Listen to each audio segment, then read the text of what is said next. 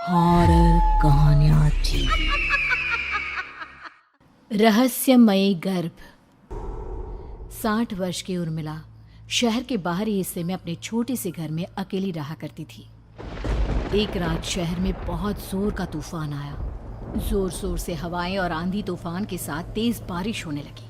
उन आवाज़ों को सुनकर कोई भी घबरा जाता, लेकिन उर्मिला घर के सारे खिड़की दरवाजे बंद कर गहरी नींद में सो रही थी। रात के लगभग 12 बजे होंगे कि किसी ने उर्मिला के घर का दरवाज़ा खटखटाया। दरवाजे के खटखटाने की आवाज़ सुनकर उर्मिला की नींद खुलती है। आखिर इतनी रात को कौन आया होगा? उर्मिला जाकर दरवाज़ा खोलती है तो सामने लगभग 26 साल की बेहद सुंदर लड़की को खड़ा देख हैरान रह जाती है। कौन हो बेटा, और इतनी रात को इतने भयंकर तूफान में कहाँ भटक रही हो? चाची, आपने मुझे पहचाना नहीं? मैं आपकी दूर की रिश्तेदार शालिनी। अरे हाँ, बचपन में तुझे देखा था। इतनी जवान हो गई है, कैसे पहचान में आती। लेकिन तू यहाँ क्या कर रही है, और वो भी ऐसी अंधेरी तूफान भरी रात में? उर्मिला की बात सुनते ही शालिनी की आंखों से आंसू बहने लगे। वो फूट फूट कर रोने लगी। ये देखकर उर्मिला को कुछ समझ में नहीं आया और उसने शालिनी का हाथ पकड़कर घर के अंदर आने के लिए कहा। जैसे ही शालिनी घर के अंदर रोशनी में आई, उर्मिला की नज़र उसके पेट की तरफ गई, जिसे देखकर ये साफ पता चल रहा था कि वो प्रेग्नेंट है। अरे, तू तो पेट से है। ऐसी हालत में इतने भयंकर तूफान में आधी रात को बाहर भटक रही है। आखिर बात क्या है बेटा, मुझे सब कुछ साफ साफ बता। क्या बताऊं चाची, ये सब जिसकी वजह से हुआ है उसके बारे में बताने में भी मुझे शर्म आती है। मैंने घर वालों की मर्जी के खिलाफ जाकर एक लड़के से शादी कर ली थी, पर वो शादी के 1 महीने बाद ही मुझे छोड़कर चला गया। छोड़कर चला गया का क्या मतलब? क्या उसके साथ कोई हादसा हो गया? नहीं, उसे कोई दूसरी लड़की पसंद आ गई और मेरी प्रेगनेंसी की खबर सुनते ही उसने मुझे बेसहारा छोड़ दिया। उसके बाद मैं अपने घर गई, लेकिन माँ पापा ने मुझे घर में कदम तक नहीं रखने दिया। तभी मुझे आपकी याद आई। कोई बात नहीं, कोई बात नहीं। तुमने यहाँ आकर अच्छा ही किया।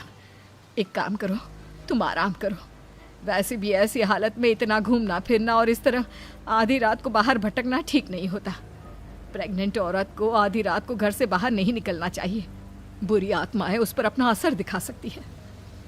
और इतना कहकर उर्मिला ने शालिनी को एक दूसरे कमरे में जाकर आराम करने के लिए कहा। लेकिन जैसे ही शालिनी अपने कमरे में जाने लगी, अचानक से उर्मिला ने उसे रोक लिया। एक बात बताओ बेटा, तुम्हारा कौन सा महीना चल रहा है? पेट देखकर तो लगता है कि लगभग 6 महीने पूरे हो गए होंगे।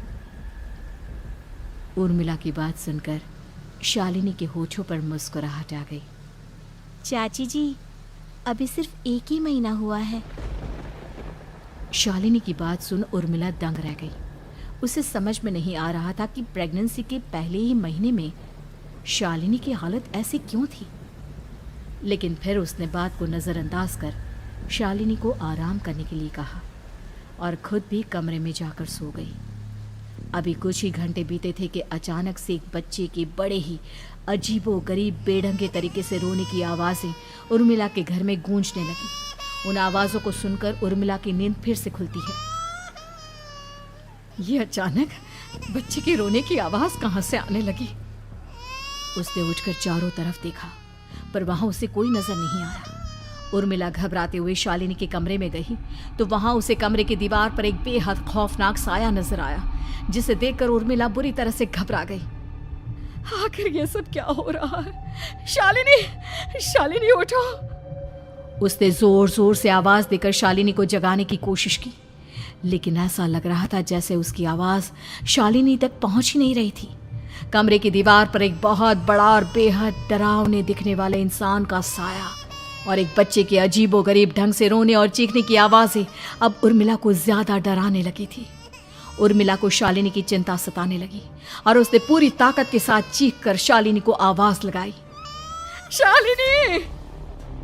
तभी अचानक सब कुछ एकदम पहले जैसा हो जाता है और उर्मिला की आवाज सुनकर शालिनी की नींद खुलती है। क्या हुआ चाची, आप इतनी तेज क्यों चिल्ला रही हैं? अब ठीक तो है ना? अभी अभी मैंने तुम्हारे कमरे में कुछ अजीब सा देखा। तुम ठीक हो ना शालिनी? मुझे यहाँ एक बच्चे के रोने की आवाज़ें आ रही थी। लगता है आपको मेरी कुछ ज़्यादा ही चिंता हो गई है। आपने मेरी प्रेगनेंसी के बारे में कुछ ज़्यादा ही सोच लिया होगा। मैं एकदम ठीक हूँ, आप आराम से सो जाइए। इतना कहकर शालिनी ने उर्मिला को फिर से अपने कमरे में जाने के लिए कहा और खुद भी जाकर सो गई। पर अब उर्मिला की आंखों से नींद गायब हो चुकी थी। अगली सुबह जब शालिनी उठी तो वो सीधा उर्मिला के पास आई। गुड मॉर्निंग चाची। तभी अचानक उर्मिला की नज़र शालिनी के पेट पर पड़ती है, जिस पर नीले रंग से एक अजीब सी आकृति नजर आ रही थी।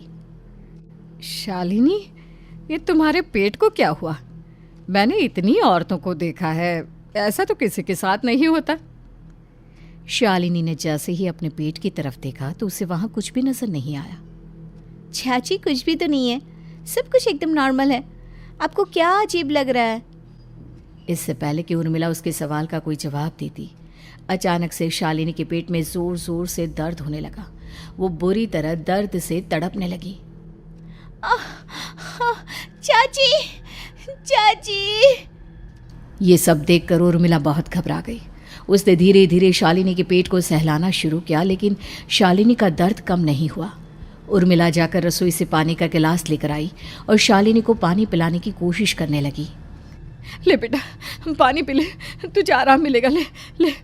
नहीं चाची, मुझे बहुत तेज दर्द हो रहा है। अरे थोड़ा पी ले बेटा। जैसे ही उर्मिला ने शालिनी को पानी पिलाया, उसने देखा कि गिलास में बचा पानी का रंग नीला पड़ गया और शालिनी की आंखें अजीब हो गई। उसके पेट पर बच्चे का एक डरावना चेहरा नजर आने लगा। ये सब देखकर उर्मिला की डर से हालत खराब होने लगी, पर तभी शालिनी का दर्द ठीक हो गया। बेटी, अभी तुम्हारा दर्द ठीक है तो ऐसा करो, तुम थोड़ी देर आराम कर लो। शालिनी को आराम करने के लिए कहकर उर्मिला तेज कदमों से चलकर घर से बाहर निकल जाती है और पास ही रहने वाली एक औरत कालिंदी के पास पहुंचती है। अरे उर्मिला बहन, बड़े दिनों बाद दिखाई दी, क्या हुआ? बहुत घबराई हुई सी लग रही हो, सब ठीक तो है ना? क्या बताओ कालिंदी बहन, मेरी एक दूर की रिश्तेदार आई हुई है। वो पेट से है और उसके साथ ना अजीब अजीब चीजें हो रही है। अब उर्मिला सारी बात कालिंदी को बताती है, जिसे सुनने के बाद काले जादू और तंत्र विद्या की माहिर कालिंदी एक ताबीज बनाकर उसे देती है। बहन, मुझे शालिनी पर किसी बुरी आत्मा का साया लगता है। ये ताबीज ले जाओ, आज रात को 12 बजे उसे पहना देना, फिर सब ठीक हो जाएगा। उर्मिला ताबीज लेकर घर वापस आती है और अब आधी रात के होने का इंतजार करने लगती है। जैसे ही आधी रात होती है, वो नींद में सोई शालिनी को ताबीज पहना शांति से अपने कमरे में आकर अपने पलंग पर लेट जाती है। अब सब ठीक हो जाएगा, ये सोचकर उर्मिला शांति की एक सांस ही लेती है कि तभी अचानक उसकी आंखों के सामने कुछ ऐसा आता है जिसे देखकर उर्मिला डर से चीखने लगती है। तुम कौन हो? कौन हो तुम? जाओ यहाँ से, जाओ जाओ यहाँ से। तभी उर्मिला की एक जोरदार दर्द भरी डरावनी चीख वहां पर गूंज गई। उर्मिला की आंखों के सामने एक बच्चा खड़ा हुआ था, जिसका पूरा शरीर किसी बूढ़े की तरह नजर आता था, लेकिन मुंह किसी नवजात बच्चे की तरह था। उसकी आंखें गुस्से से लाल थी और वो घूर घूर कर उर्मिला की तरफ देखा जा रहा था। कौन हो तुम? कौन हो? उर्मिला के चीखते ही वो बच्चा जोर जोर से रोने लगा। घबराकर उर्मिला ने अपने हाथों को अपने कानों पर रख लिया। उसकी समझ में नहीं आ रहा है कि आखिर ये सब उसके साथ क्या हो रहा है। कौन हो तुम? कौन हो? क्या चाहते हो मुझसे? जाओ जाओ यहाँ से, आखिर तुम हो कौन? तभी अचानक से उर्मिला के पूरे घर में लाल रंग की रोशनी फैल गई। वो बच्चा धीरे धीरे कदमों से चलता हुआ उर्मिला की तरफ बढ़ने लगा। किसी नवजात पैदा हुए बच्चे के जैसे उसके रोने की आवाज अब उर्मिला के कानों में गूंज रही थी। लेकिन कुछ ही सेकंड में वो चुप हो गया और उसने बेहद खतरनाक आवाज में उर्मिला के सवाल का जवाब दिया। मैं वो हूँ जो अब तक पैदा नहीं हुआ, लेकिन जब मैं पैदा हो जाऊंगा तो वो होगा जो अब तक कभी नहीं हुआ। क्या कहना चाहते हो तुम? ऐसा क्या हुआ जो अब तक नहीं हुआ? तबाही होगी, तबाही। सब कुछ खत्म हो जाएगा और ये जो लड़की मुझे जन्म देने वाली है, मैं उसका खून पी जाऊंगा, सारा खून। उस बच्चे की बात सुनते ही उर्मिला बुरी तरह घबरा गई। उसका एक बुजुर्ग आदमी जैसा शरीर, एक नवजात बच्चे जैसा चेहरा, ये दोनों ही बातें उर्मिला की समझ से बाहर थी। तभी वो बच्चा अचानक गायब हो गया। घर का माहौल फिर से पहले जैसा हो गया। लाल रंग की रोशनी भी अब गायब हो चुकी थी। उर्मिला दौड़कर शालिनी के कमरे में पहुंची, जहां वो गहरी नींद में सोई हुई थी, पर उसके गले का ताबीज गायब हो चुका था। उठो उठो शालिनी, उठो बेटा, मुझे तुमसे ज़रूरी बात करनी है। अरे चाची क्या हुआ? इतनी रात को आप परेशान क्यों कर रही हैं? सब ठीक है ना? अभी जब तुम सो रही थी ना, तो मैंने तुम्हारे गले में एक ताबीज पहनाया था। कहाँ गया बेटा, बताओ मुझे। शालिनी ने चारों तरफ अपनी नजरें घुमाकर देखा, लेकिन वहां पर कोई ताबीज नहीं था। वह हैरानी से उर्मिला के चेहरे की तरफ देखने लगी। उसे समझ में नहीं आ रहा था कि आखिर उर्मिला किस ताबीज के बारे में बात कर रही थी। नहीं चाची, यहाँ कोई ताबीज नहीं है। लगता है आपने कोई बुरा सपना देखा है। मैंने कोई बुरा सपना नहीं देखा। खैर छोड़ो, तुम अब सो जाओ, कल सुबह बात करते हैं। डर और घबराहट की वजह से उर्मिला की आंखों से नींद तो जैसे बिल्कुल गायब हो गई थी। अगली सुबह उर्मिला बिना कोई देर किए गांव के बाहर एक छोटी सी झोपड़ी में रहने वाले बूढ़े पंडित के पास पहुंची। पंडित जी, मेरी मदद कीजिए। अरे आओ आओ उर्मिला, क्या हुआ? सब ठीक तो है ना? क्या बताओ पंडित जी, बहुत बड़ी मुसीबत है। मेरी दूर की एक रिश्तेदार लड़की पेट से है और उसके साथ बहुत डरावनी चीज़ें हो रही है। कल रात को तो एक अजीब सा दिखने वाला बच्चा मेरी आंखों के सामने आकर खड़ा हो गया था। ये तुम क्या कह रही हो? मुझे साफ साफ बताओ कि आखिर तुमने क्या देखा? उर्मिला ने अपने साथ हुई बीती रात की पूरी घटना पंडित जी को बताई, जिसे सुन पंडित जी के माथे पर चिंता की लकीरें उभर आई। अनर्थ होने वाला है, अनर्थ। बरसों पहले भी उस हैवान ने एक लड़की के पेट से जन्म लिया था और उसके बाद उस शहर को पूरी तरह से तबाह कर दिया। कैसी विपदा पंडित जी, कैसे बात कर रहे हैं आप? बताइए मुझे, और इसका उपाय क्या है? इसका उपाय तो है, लेकिन बहुत कठिन है।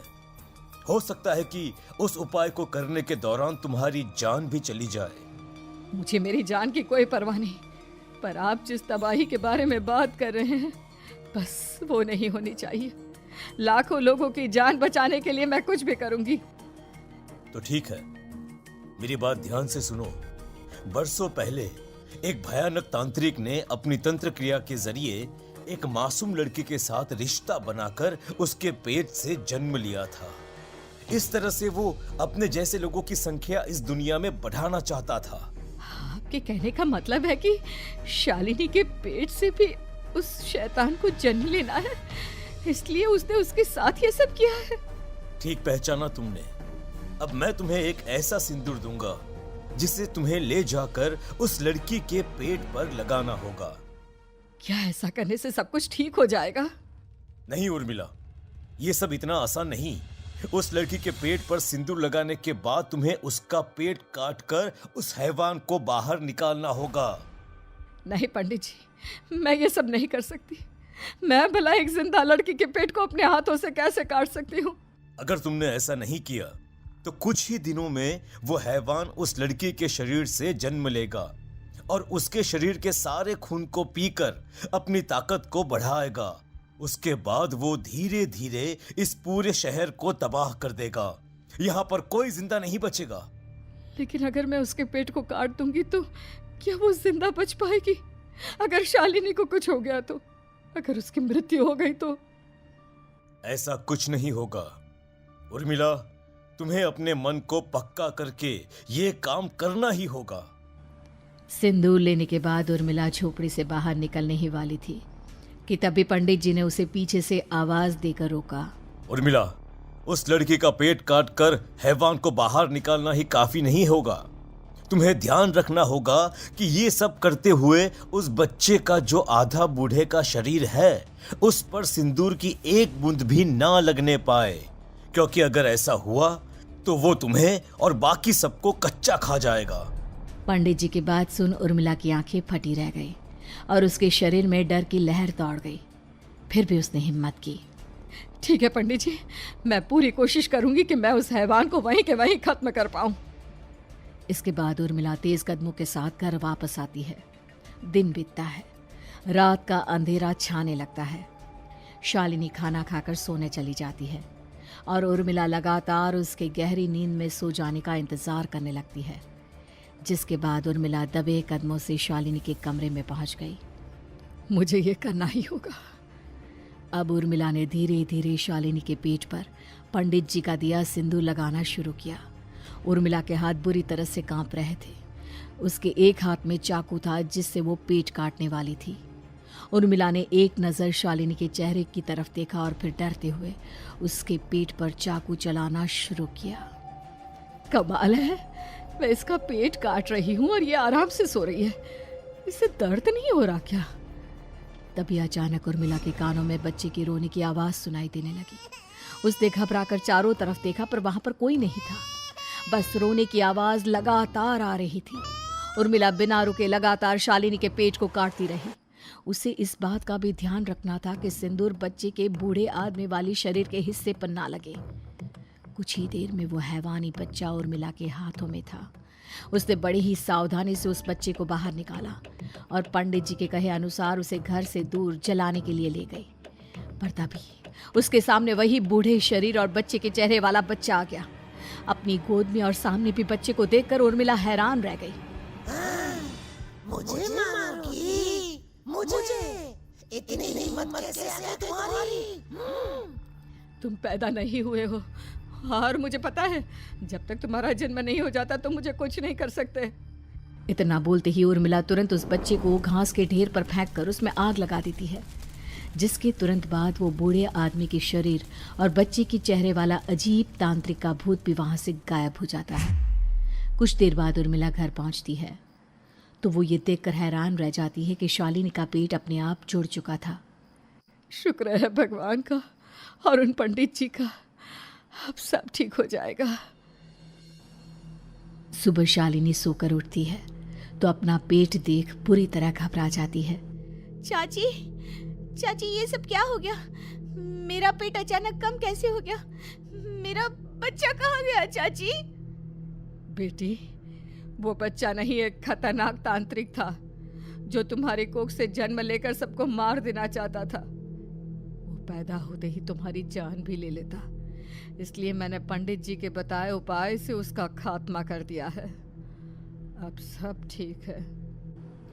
शालिनी को उर्मिला की बात समझ में नहीं आती, जिसके बाद शालिनी को पूरी बात उर्मिला आराम से समझाती है। अब वो दोनों ही भगवान का शुक्र अदा करती हैं और एक साथ रहने लगती हैं।